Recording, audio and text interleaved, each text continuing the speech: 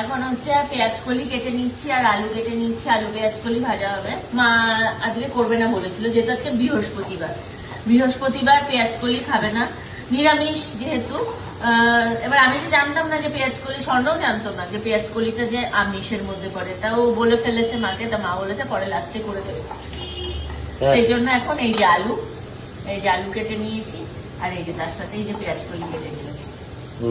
পেঁয়াজ কলিটা যে মানে আমিষের মধ্যে পড়ে এটা আমি জানতাম না। এটা আমিও জানতাম না। নিরামিষের দিন অনেকেই, আমাদের বাড়িতেও যেমন নিরামিষের দিন অনেকেই পেঁয়াজ কলিটা খাই। তোমাদের এবার আমাকে একটু তোমরা জানিও তো যে পেঁয়াজ কলিটা কি নিরামিষের দিন খেতে হয় না আমিষের দিন, মানে এটা কি আমিষ না নিরামিষ খাবার?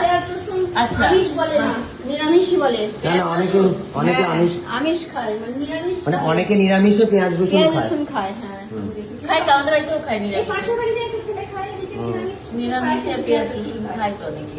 জানি না মানে পেঁয়াজ কলিটা কি আমিষ না নিরামিষ সেটা কি জানি না।